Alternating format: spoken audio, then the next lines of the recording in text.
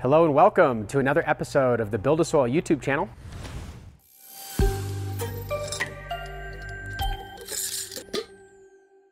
Today we have season 5, episode 5, and I'm excited to finally get this going. This is the autoflower tent. Today I just need to pop seeds.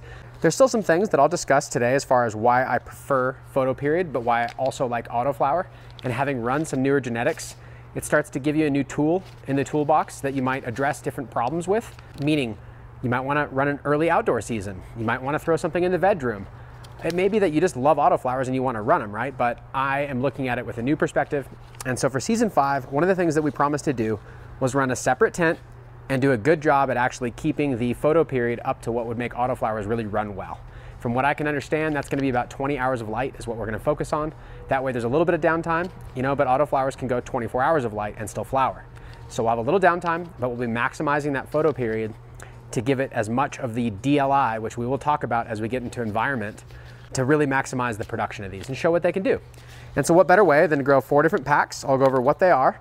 And what we did is we went to the Patreon group that all exists basically on Discord, and we did a little poll. When I asked, do you want to run one of these, or all of them? Basically everyone said all, maybe half, right? And the reason why I think people want to do that is at home, a lot of times they want to have multiple flavors in their jars, change it up on the head, share different flavors and experiences and have fun. Like you want to have your own bar that's all cannabis, as opposed to having just one flavor because you monocropped it. But one of the things that we teach is a lot of times when you find a flavor you like, running one grow or one quadrant or one tent of just that genetic produces phenomenal yield. And so we want to talk about that because that's important as well. This may be all over the place. It may be hard to keep up with, but it's what you guys are doing at home. So I really want to show what to do when we're running 4 different genetics that are autoflowers. The other thing we're going to do is set up an environment. So we've got nothing set up, just the light. And so this is the High Grove Magnolia. I really like the lights. I use them all over the place. And I'm just going to stick to that, and I'm not going to do any environmental controls until we get to that episode, because right now we're just popping seeds and I want to keep it warm in here. But very quickly, we're going to want to put some sort of intake, exhaust, timers for episode 5. What I'd like to see out of you guys that are watching is, would you like to see us do another NightOwl, do the whole built-in app control and show you how to set the environment? Or would you prefer to see how we used to do back in the day, where it's like, I got a timer, I got some fans, like what do I do? And we'll walk you through the steps of doing it low tech, so you can understand how to guide from the perspective of what the weakest link is in your tent and setting up your environment. So it's up to you. I'll do whatever you want. I'll run it automated, or I will go low tech and we'll automate it manually, if that makes sense, and keep a monitor on it. No matter what, it's gonna be important. Environment is one of the top things that we discuss as far as getting quality. Besides obviously soil and genetics, environment is huge. The quality of the grow light, the setup of the environment makes a significant difference in the impact on the grow. And a lot of growers will actually play with adjusting the environment based on a cut that they really like. And they've grown it a number of times. They may play with getting different phenotypic expressions to show up by lowering temperatures or changing certain aspects and seeing how it affects what they grow.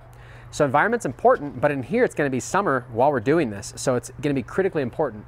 I think winter runs in Colorado, cake. Summer runs a little harder. So we'll discuss some of that stuff as we go. And we're going to get to an environmental episode after you guys decide, are we going to do low tech, or are we going to do just the automated greenhouse way where I set it up on my phone and I show you the parameters?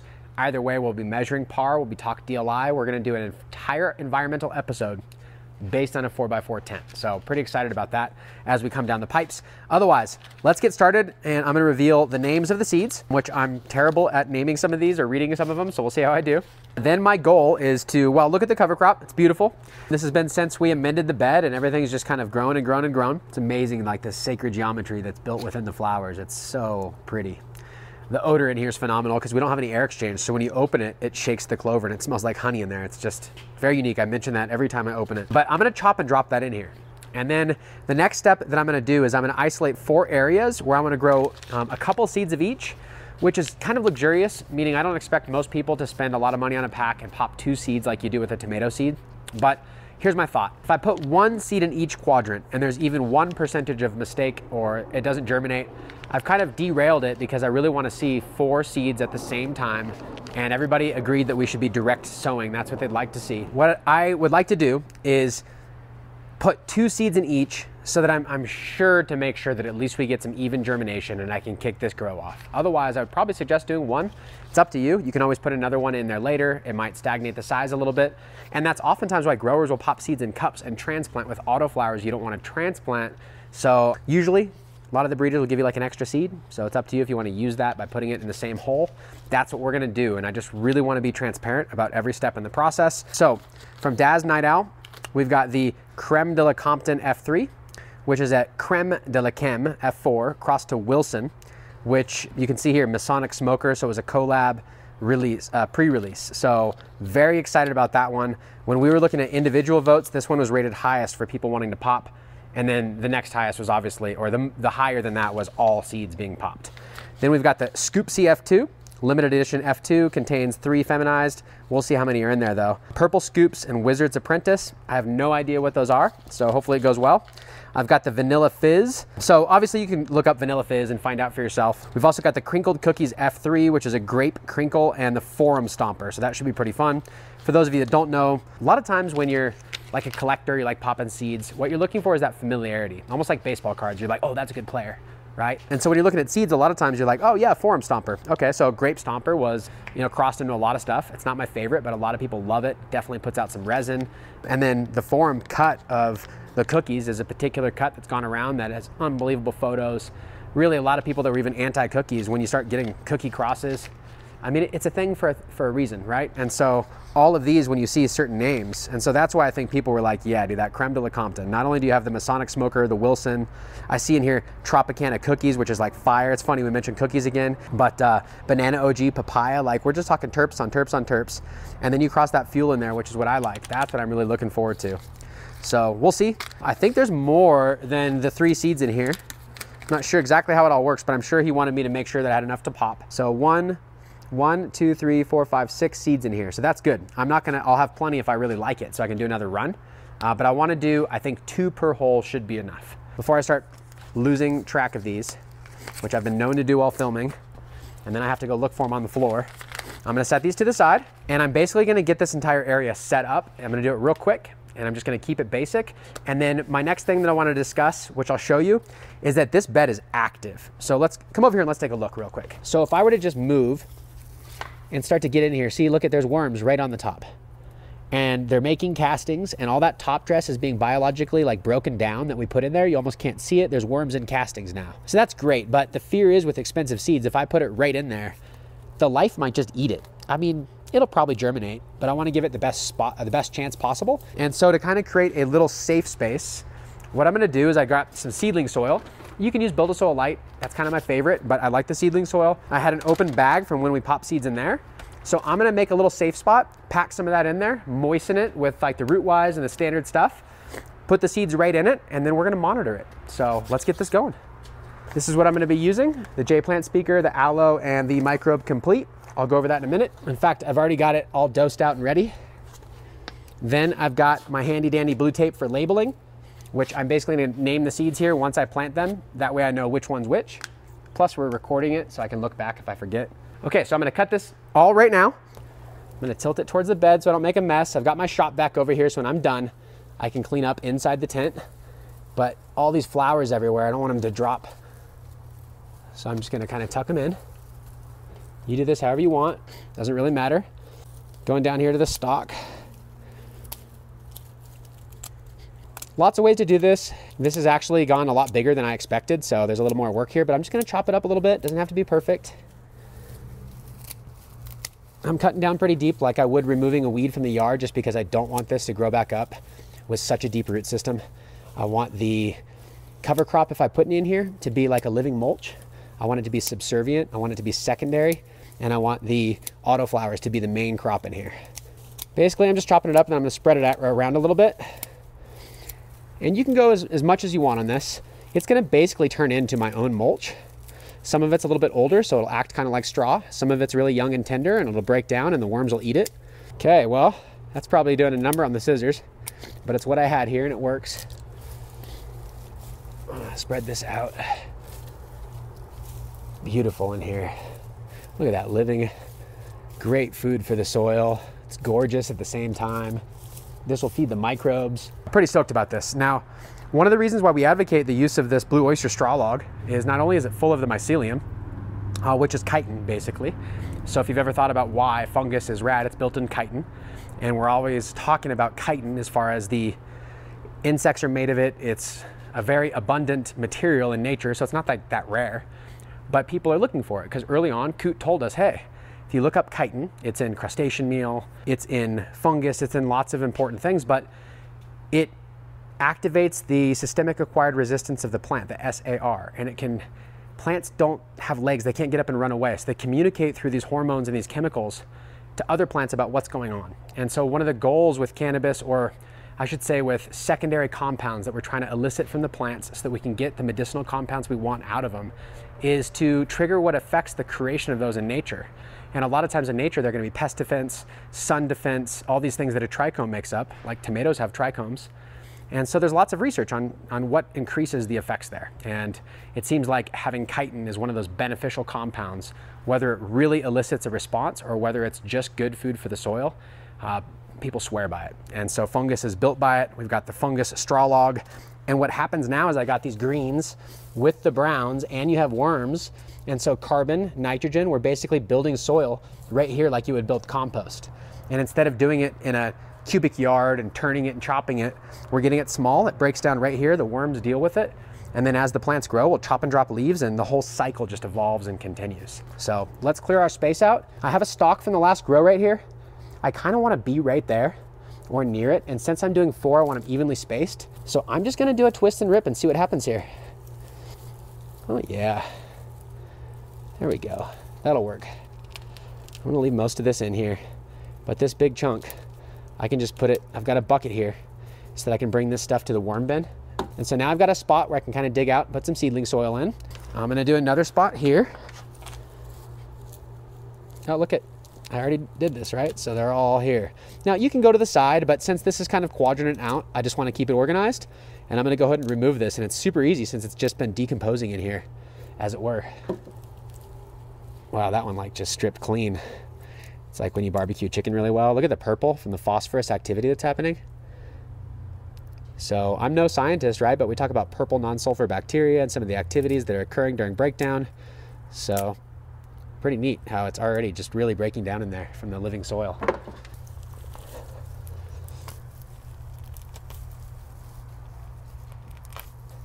Okay, could be a little bit moisture over here, so I'll take mine to that when I'm watering.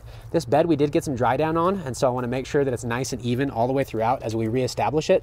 One of the things will help is we've just been letting this thing do its thing. So as I get plants in here and water it daily, it's going to even itself out, and the seedlings will help me with that. So I've got my 4 spaces here. All I need to do is get the soil ready, plant the seeds, and talk about watering them in, and that's pretty much it. So let's get it going. Just going to provide a little bit of working space in each zone. That's way more than enough. Looks pretty cool too. Okay, I've got the seedling soil. It's been sitting in an open bag, so it's a little dry, but I'll be able to water it right in. Oh, the center's nice. There we go. Now listen, I'm just making this up. You do whatever you want. You can put the seeds directly in here. Seed popping's been always one of those things. It's like you gotta use a paper towel or this, and I like going straight into soil. So I don't mislead you. I'm kind of cutting it in half here by doing like a soil right out of the bag instead of right in the bed, but you can pop them right in the bed. And a lot of people, they like the survival of the fittest method. They put a couple seeds and they say, you got to do your thing in this living soil. That proves that you can make the team. So it's up to you. Do what you want to do. But we're on to the next step. I've got about a little more than a gallon of water here. And I've got the Rootwise Microbe Complete.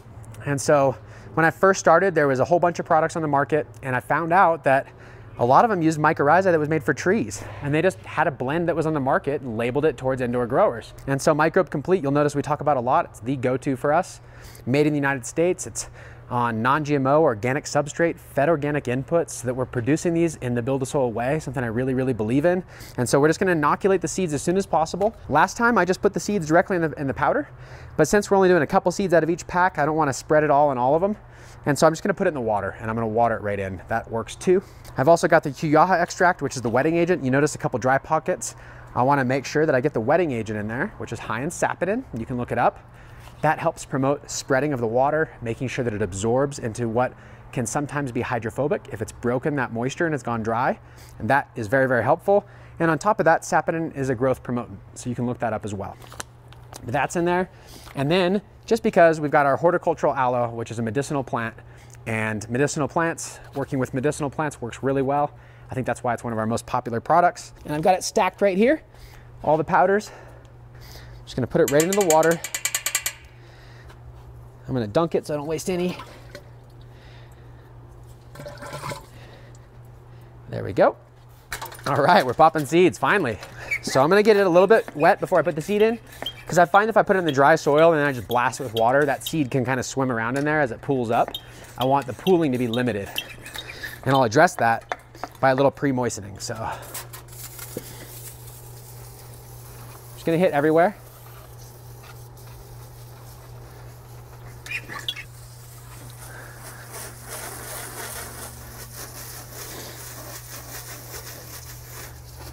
That's why it seems silly to use this chape and spray, and you certainly don't need one, but man, it's really nice to use. Especially for a 4x4 tent, it's like the one tool that I really like to have. Get underneath the back when it's all heavy, full, but it can feel a little slow. And that's why we're gonna mess with some of the automation stuff in a 10x10 tent. Okay, let's see. Okay, good, it's nice and wet. It's a little, see how it's dry right there? So just an inch down is all I got, because I'm really finely spraying it. And so one of the things I can do is it's ever a little bit dry, I can just kind of go like this and make sure it's integrated instead of guessing, since we haven't planted yet. Okay, that'll just make sure that I'm not leaving like a dry pocket right there. Of course, what I could do, what I often prefer to do, is I'll just come back in 10 minutes and I'll do this again. And then that uses the slow, because it's got the saponin in there. It takes a little while for it to drip down. That'll slowly integrate the moisture, but I don't want to overwater it. And so I'm just really gonna make sure this is integrated and that it feels nice. Yeah, that's perfect. I think that would have been right, because it feels a little extra wet on the top, a little dry on the bottom, and by the time it all integrates, it's just right. So I washed my hands and I'm ready to get going, and Eric and I were talking about something that, you know, it's true. If you have a bed that's just got gnarly mulch layer and it's been fully like multiple no-tilled, and you look in the mulch and there's all those slow moving mites that break down and decompose, and you just pop a fresh bean in there, I mean, it might happen. I mean, over on the vegetable farm, roly-polies, you're like, oh, cute. And then all of a sudden you plant a whole bunch of fresh cucumbers and they start slaying your plants because they don't have enough mulch to eat on for themselves, and there's a huge population. Nature doesn't have good or bad. It just has like balance in population. And so if you notice you've got a pretty out of control population of something specific, maybe do the little soil tech like I taught. I honestly think after looking at this, it probably would have been fine. But if you recall, we did a pretty good top layer of like amendments and the BuildASoil. So I wanted to break that and just get a little soil in there, make it easy on these autoflowers. So let's get it going.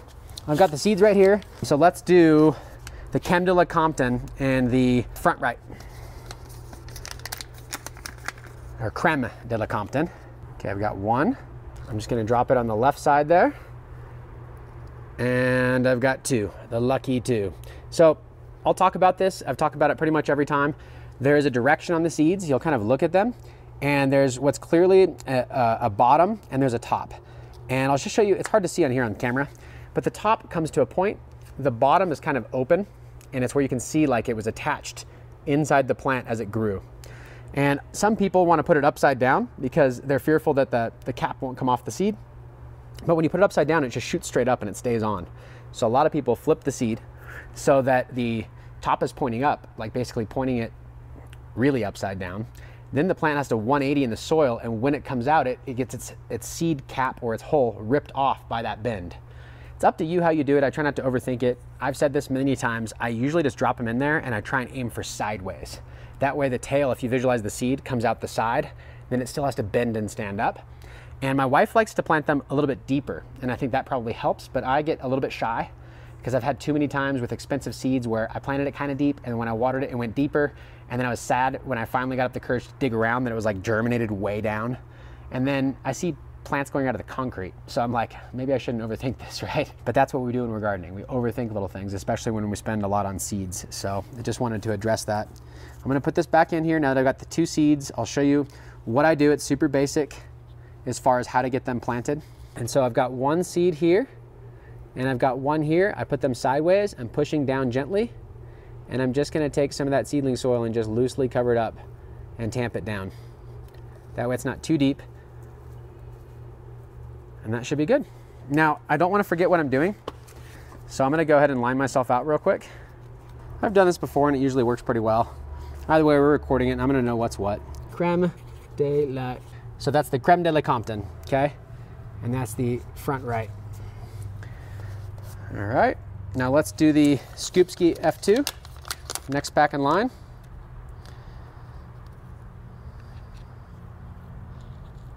Oh yeah, beautiful, nice dark seeds. Lots of tiger striping, they look great. I like to pick the biggest, boldest seeds I can find. I'm gonna go over here and just drop one in, do the same thing that I talked about. In fact, I'm just gonna go around and do them all. I'm putting 2 seeds in, one on the left, one on the right. Okay, and that was the Scoopski. And then I got the Vanilla Fizz. I'll do the Vanilla Fizz right here. Okay, and then the Crinkled Cookies. Love popping seeds. Remember when I first got my first pack of seeds, I was like, oh, you know, finally coming from overseas, all the money, not wondering if the government's gonna take them from you. Okay, that much closer to growing your own. You don't have to be just a consumer going to the shop. You can grow all your own flavors. Autoflowers makes it super easy. Thank you, Daz, for doing this. We've got them labeled. Let me go through and finish up the job. So basically I'm just tamping them down like I discussed, covering them with a little soil and pressing. That's it. Tamp them down. A little bit of soil. There we go, that's gonna keep it nice and moist. Now, if you want, you can kind of keep the light off of it, but you don't wanna do it too thick. You want the seeds to be able to break through. And since I've got some mulch here, I can go ahead and just lightly cover, just blocking the light. Not enough to really smother it and become a problem. If you see a little bit of green on the straw, not really a problem. That's trichoderma. A lot of people use it. It's in the root wise in very small amount. You learn to kind of go along with all the biology stuff instead of freak out about every little thing. Okay, there we go. I'm not trying to overdo it. We got the seeds planted. We're gonna update you soon. Next, we've got to cover the environment in here and dial it in, which is super important, so make sure you catch that episode. Then one of the other episodes that's coming up really soon is in the 10x10. We've got to go ahead and we've got to chop and drop all that cover crop. We've got to incorporate it with a top dressing of some sort to really activate that soil and let it break down, because those seeds are getting big now and they're gonna be able to reveal their sex pretty soon, which means we'll be able to transplant. The clones are all rooted. We got almost 100%, I think 99% of them rooted, even though they weren't quite the healthiest ones. And now they're coming out of their funk and they're gonna be very healthy. And what's perfect kind of happened on its own is the timing of it all, where the seeds are probably gonna show sex by the time their clones are at peak health, which means we're gonna be able to transplant everything all at one time. And I think it's gonna lead to a really good season this year. So thank you so much for following along. Look for those episodes that are coming out. As I mentioned in the beginning, please chime in about what you think. Should we do low tech and just use timers and stuff and I'll show you how to set up an environment the basic way? Or do you want us to do like a NightOwl with all of the phone app recipe and show you exactly what parameters to set? It's up to you. I'll be reviewing the YouTube for these questions to see how many people kind of respond and using that as a general feel to update the next episode for the environment on what we're gonna do in here to teach.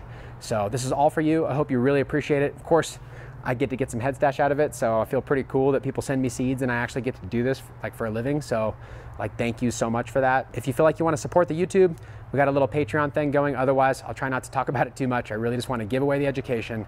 If you want a product or two from BuildASoil, great. It helps keep the whole thing going. And as per usual, subscribe, like, tell your friends about these things. It really helps the algorithm. And until next time, I'll see you all on the next BuildASoil YouTube episode.